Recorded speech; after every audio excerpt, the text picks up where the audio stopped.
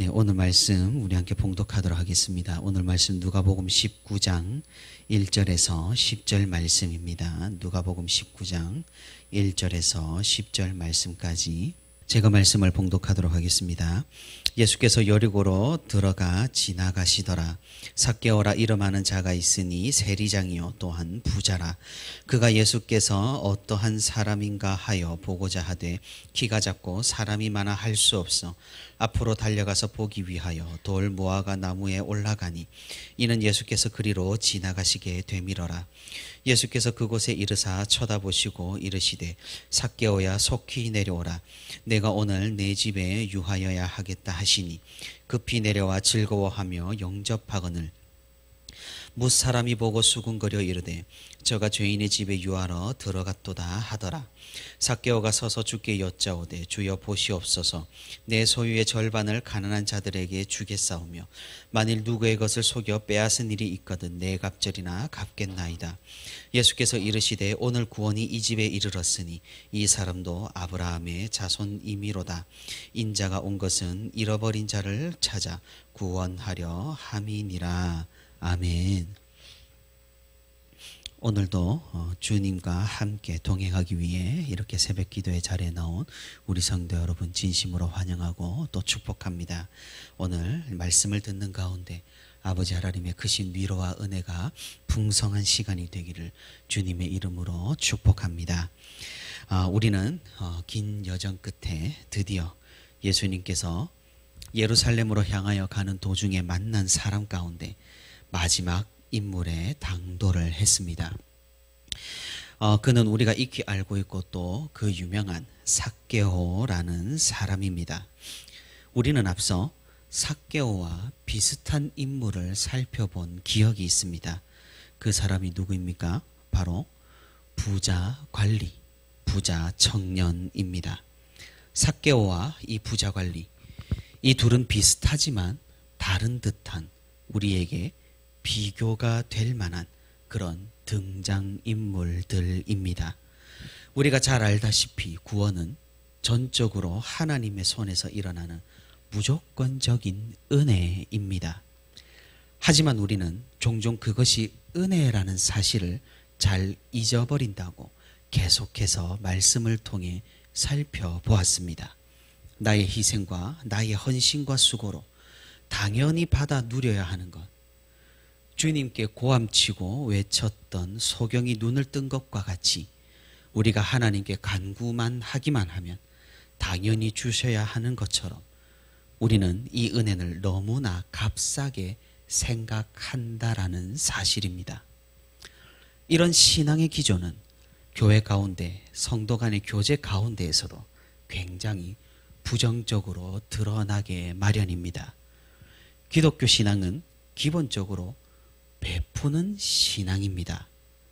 하지만 내가 받아 누릴 자격이 있다고 생각하는 성도는 자신이 받는 대우나 대접에 민감하게 굴기 마련입니다. 조금이라도 그런 문제가 생긴다면 언제든지 분위기를 흐리고 주위 사람들을 힘들게 만듭니다. 왜 그렇습니까? 하나님께도 자신이 받을 자격이 있다고 생각하는 사람이 다른 사람들에게는 어떻게 행동하겠느냐 말입니다. 오늘 우리는 말씀을 통해 분명하게 깨달을 필요가 있습니다. 은혜는 은혜입니다. 값없이 주어지는 하나님의 축복과 선물입니다. 무조건적으로 주어졌다라는 말은 내가 받을 만한 자격 따위가 없다는 말입니다. 우리 된 것이 아니라 은혜로 구원받고 은혜로 삶을 누리며 은혜로 오늘도 살아가는 우리 모두가 되기를 소망합니다. 예수님께서 만난 사람 중 삭개오는 굉장히 질이 좋지 않은 사람이었습니다. 그는 세리였고 이스라엘 사람들에게서 세금을 거두어 로마로 전달하는 그런 일을 맡았습니다. 이런 세리 가운데 삭개오는 우두머리였습니다. 아마도 세리들을 감독하고 지도하는 일을 도맡아 했을 것입니다. 이스라엘 사람들은 이 세리를 너무나도 싫어했다는 사실입니다. 예수님께서는 앞서서 기도에 대한 말씀을 전해주실 때 세리와 바리새인을 등장시켜서 비유로 일러주셨습니다. 바리새인은 그야말로 우리가 듣기에도 거북한 기도를 하나님께 했고, 세리는 정말로 겸손한 기도를, 우리가 해야 할 만한 모범적인 기도를 하나님께 드렸습니다.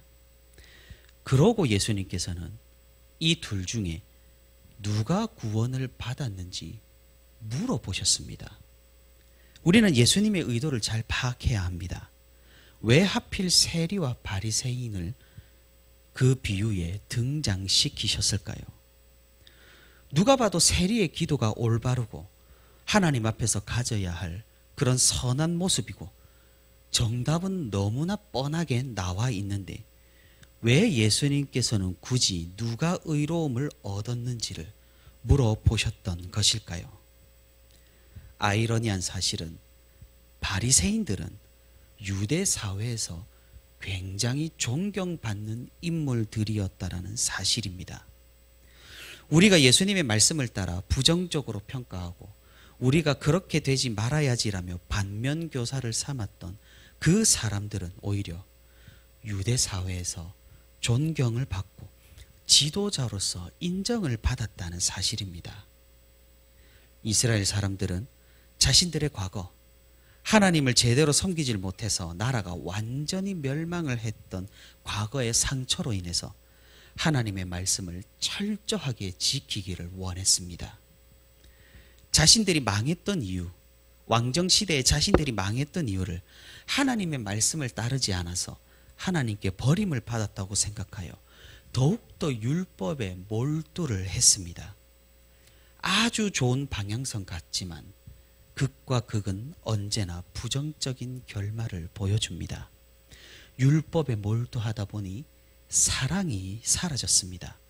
율법의 조항에만 목숨을 걸다 보니 온갖 새로운 규정들을 만들고 스스로를 옥죄었으며 그것을 해석하고 분석하는 데만 온 힘을 쏟았던 것입니다.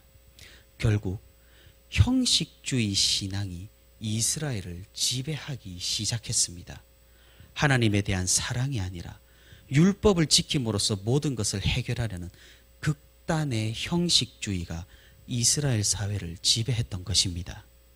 그 와중에 예수님께서 등장하셔서 율법은 그런 것이 아니며 우리는 하나님을 사랑해야 한다는 참된 복음을 전하시니 유대 사회에서는 예수님에 대한 반발이 이토록 심했던 것입니다. 이렇게 율법 지키기에 목숨을 걸었던 이스라엘 백성들에게 굉장히 큰 시험이 불어닥쳤습니다. 그것은 바로 악할 대로 악한 이교의 나라 로마의 침략과 지배였습니다. 로마의 압도적인 힘 앞에서 이제 그들의 한 가지 희망은 구약에 예언된 메시아밖에 없었습니다. 이스라엘 백성들이 기대했던 메시아가 어떤 메시아였습니까? 로마로부터 자신들을 해방시켜줄 그런 메시아를 기대했던 것이죠. 그 말인즉슨 로마를 그렇게나 싫어했으며 로마로부터의 독립을 너무 간절히 바라고 있었다라는 것을 보여줍니다. 왜냐하면 하나님의 말씀에 목숨을 걸었던 유대인들의 시선에 로마는 악마였고 이교도였기 때문입니다. 그러니 이스라엘 사람들은 로마에 세금을 내는 것도 너무나 싫어했습니다. 그 세금은 로마의 세속적인 정부와 그들의 이방 우상을 섬기는 데 사용된다라는 사실을 알았기 때문입니다. 이런 상황에서 자기 민족인 이스라엘 백성 중 일부가 로마의 앞잡이가 되어 세금을 거두어서 로마에 갖다 바치니 이 얼마나 분노할 만한 상황입니까? 그런데 문제는 여기에서 그치지 않습니다. 로마의 폭정과 압력에 의해 세리들이 어쩔 수 없이 하는 일이라고 좋게 생각해 줄 수도 있는 노릇입니다. 하지만 이 세리들도 먹고 살아야만 했습니다. 그러니 거두는 세금을 부풀려 정해진 금액만 로마에 가져다 주고 나머지를 자신의 수입원으로 삼았습니다. 이 비율은 거두는 세리에 따라 달랐고 로마 병사를 앞세워서 폭리를 취하는 세리들도 부지기수였습니다. 이스라엘 백성들의 세리를 향한 그 엄청난 분노와 멸시와 차가운 시선이 이렇게 완성이 된 것입니다. 삭개오는 이 세리들 중에서 우두머리였습니다. 이스라엘 사람들이 얼마나 삭개오를 싫어했는지 우리는 이렇게 이해해 볼 수 있겠습니다.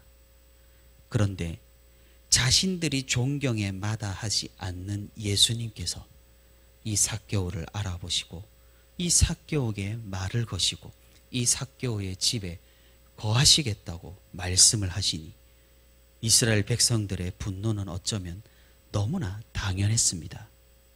하지만 예수님이기에 그들은 적극적으로 반대를 하지 못하고 뒤에서 수군수군 되었던 것입니다. 삭개오와 비교되는 부자 관리를 우리는 정리를 해볼 필요가 있습니다. 이 부자 관리는 기본적으로 신앙이 있는 사람이었습니다. 하나님의 율법을 지키기 위해 노력하는 사람이었습니다. 부자라는 사실과 관리라는 사실, 그리고 사람들이 그를 미워하지 않았다는 사실은 그의 품행과 행실이 정말로 올바르고 정직했다라는 것을 보여줍니다. 그리고 이 부자 관리는 영생에 대한 열정도 있었습니다. 영생을 찾기 위해 발버둥 쳤습니다. 해답을 찾기 위해 예수님을 찾았고 만났고 대화까지 했습니다. 그런데 삭개오는 어떠했습니까? 삭개오에게 신앙이 있었다라는 사실을 우리는 찾아볼 수가 없습니다.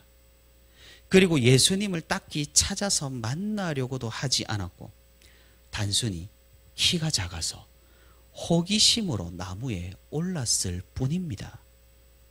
삭개오가 무슨 영생에 관심이 있어서라거나 구원을 얻기 위해 진리에 다가가기 위해 나무에 오르지 않았다라는 사실입니다. 사람들은 이 악하고 못된 세리장을 미워했습니다. 오늘 본문 8절에 누구의 것을 속여 빼앗은 일이 있으면 내 갑절이나 갚겠다라는 삭개오의 말을 통해서 미루어 보아 이런 짓들도 서슴없이 했음이 분명해 보입니다. 행실도 바르지 않았고 정직하지도 않았습니다. 사랑하는 성도 여러분, 그럼 어떻습니까? 누가 보아도 누가 들어도 삭개오와 부자 관리 중 대체 누가 구원을 받을 자격이 있어 보입니까? 주님을 찾아와 만난 부자 관리입니까? 아니면 단순히 호기심의 나무에 오른 삭개오입니까? 우리가 앞선 본문들에서 살펴본 주제가 오늘도 계속해서 이어지는 것입니다. 누가 보아도 부자 관리에게 희망이 있습니다. 누가 들어도 부자 관리에게 너무나 유리한 게임입니다. 그런데 하나님의 선택은 삭개오를 향했다라는 사실입니다. 주님의 발걸음은 삭개오의 집으로 향했다는 사실입니다. 그곳에 있는 그 누구도 이를 납득하지 못했습니다. 예수님의 선택을 의아해했으며 대체 예수님 같은 분이 왜 저런 사람과 어울리는지 이해를 하질 못했습니다. 제자들은 어떠했겠습니까? 누가 봐도 유망한 사람이고 주님을 따를 만한 사람이었던 부자 관리에게는 모진 말을 하여 마치 주님이 내쫓은 것만 같았는데 삭개오에게는 이렇게나 다정할 수 있단 말입니까? 제자들도 주님의 선택에 의아해했을 것입니다. 우리도 의문을 가질 수 있습니다. 예수님께서 부자 관리를 모질게 대하신 것 같습니다. 재산을 팔아 가난한 자들에게 모두 나누어 주고 나를 따르라. 자신이 가진 재산을 한 번에 포기할 만한, 그것도 부자가 단번에 가진 모든 것을 팔기란 참으로 어려운 일이고 불가능한 일이란 사실을 우리는 이해할 수가 있습니다. 그래서 오히려 우리에게 부자 관리가 더 인간적이고 우리의 모습을 보는 듯 할 수가 있다라는 거죠. 문제는 여기에 있습니다. 주님께서는 부자 관리를 모질게 대한 것이 아니라는 사실입니다. 만남을 요청한 부자 관리를 주님께서는 만나주셨고 영생에 이르는 길을 알려주셨고 자신을 따르라고 권고도 하셨습니다. 하지만 어떻습니까? 이 부자 관리는 고민 끝에 주님 따르기를 거부했던 것입니다. 그렇다면 삭개오는 어떻습니까? 주님이 찾아가셨습니다. 삭개오의 집에 거하겠다고 말씀하셨습니다. 주님은 그러고는 삭개오 보고 가진 재산을 팔아 가난한 자들에게 나누어 주라고 말씀하시지 않으셨습니다. 그럼에도 불구하고 이 삭개오는 어떻게 했습니까? 예수님께서 그런 요청과 권고를 하지 않았음에도 불구하고 삭개오는 알아서 이렇게 말을 했습니다. 내 소유의 절반을 가난한 자들에게 주겠사오며 만일 누구의 것을 속여 빼앗은 일이 있으면 내 갑절이나 갚겠나이다. 부자 관리는 주님의 권고를 들었지만 포기했고 삭개오는 권고도 듣지 않았지만 알아서 행동하고 고백했던 것입니다. 이 둘의 결정적인 차이는 무엇입니까? 그것은 변화입니다.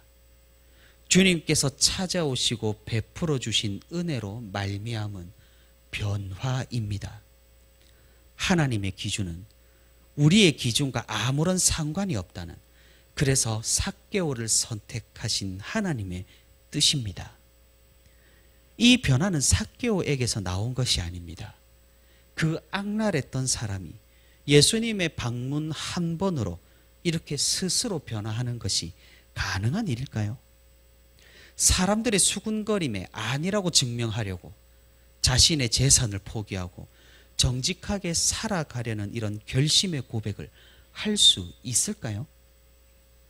주님께서는 삭개오의 고백을 들으신 후에 10절에서 이렇게 말씀합니다. 인자가 온 것은 잃어버린 자를 찾아 구원하려 함이니라. 아무런 희망이 없어 보이고 구제의 가능성이 전무하고 이 사람은 제 아무리 회개한다 해도 지옥을 벗어나지 못할 것 같다고 하더라도 하나님의 은혜는 이 모든 것을 뛰어넘습니다. 사람이 할 수 없는 일을 하나님께서는 하실 수 있느니라. 누가 보아도 부자 관리지만 하나님께서는 불가능해 보이는 이 삭개오를 선택하셨습니다. 이 선택은 사람에 의한 것이 아니라 하나님께 속한 것이라는 주님의 말씀인 것입니다. 사랑하는 성도 여러분, 우리는 소중한 깨달음을 오늘 본문에서 얻을 수가 있습니다. 그것이 무엇입니까? 변화는 내가 일으키는 것이 아니라 하나님의 허락하심에서 흘러나온다는 사실입니다. 구원도 내가 받는 것이 아니라 하나님께서 주시는 것이라는 사실입니다. 은혜는 내가 악을 써서 받을 수 있는 것이 아니라 하나님께서 주시는 것이란 사실입니다. 그리고 하나님께서는 잃어버린 자를 찾으시고 구원하시는데 정말로 진심이라는 사실입니다. 예수님께서는 바리새인들과 그 공생의 기간 내내 계속해서 대립각을 세우셨습니다. 왜 그랬습니까? 바리새인들은 자신들이 율법을 매우 잘 지키고 백성들의 존경을 받고 지도자로 있었기 때문에, 인정을 받았기 때문에 자신을 잃어버린 자로 생각하지를 않았습니다. 하나님의 말씀을 잘 지키고 의롭고 하나님의 은혜를 응당 당연히 받을 것으로 생각한 그런 사람들이었기 때문입니다. 예수님께서는 그들을 향해 독사의 자식이라는 서슴없이 거친 말을 쏟아내셨습니다. 반면 세리의 우두머리 삭개오에게 희망은 없었습니다. 이 삭개오가 어떻게 자신이 의롭다고 생각을 할 수가 있었겠습니까? 모두가 자신에게서 등을 돌렸습니다. 악에 받쳐서 자신을 미워하는 사람들을 더욱 착취를 했겠으며 일말의 기대를 하지 않고 그저 호기심으로 예수님이 누군가를 보기 위해 나무에 올랐을 뿐입니다. 그런 삭개오에게 주님은 찾아오셨고 만나셨고 집으로 향하셨으며 그에게 아무런 조건 없이 구원의 은혜를 베풀어 주신 것입니다. 그러자 삭개오는 변했습니다. 자신을 완전히 잃어버린 자로 생각했던 그에게 희망이 솟아났습니다. 변화의 고백이 그의 입술에서 흘러나왔습니다. 하나님의 은혜는 이렇게 삭개오의 마음에서 믿음과 행동으로 부어졌습니다. 사랑하는 성도 여러분, 그렇다면 우리는 어떤 사람들입니까? 우리는 잃어버린 자입니까? 아니면 당연히 받아 누릴 자격이 있는 자입니까?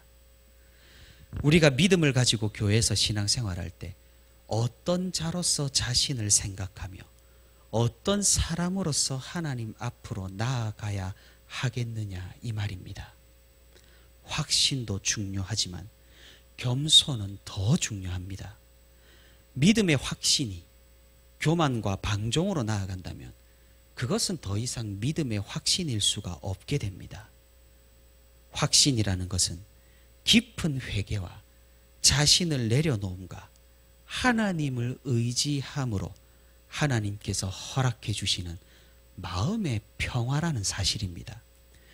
믿습니다만 외치는 신앙, 그것은 확신이 아니라 맹종이며 맹목입니다. 우리가 하나님과 교회 앞에서 겸손할 수 있기를 바랍니다. 내가 아니라 하나님이십니다. 내가 한 것도, 내가 선택한 것도, 내가 행동한 것도 모두 하나님의 은혜란 사실을 우리가 깨닫기를 바랍니다. 의로움을 주시는 것도, 또 의롭게 살아내는 것도, 우리의 헌신으로 상급을 받는 것도 모두 하나님께서 허락하시고 하나님께서 이루시고 하나님께서 내 안에 사시는 결과라는 사실, 우리가 이를 분명히 기억하고 겸손히 더욱 엎드려 주님 앞으로 나아가는 저와 우리 부천시민교회 모든 성도가 되기를 소망합니다.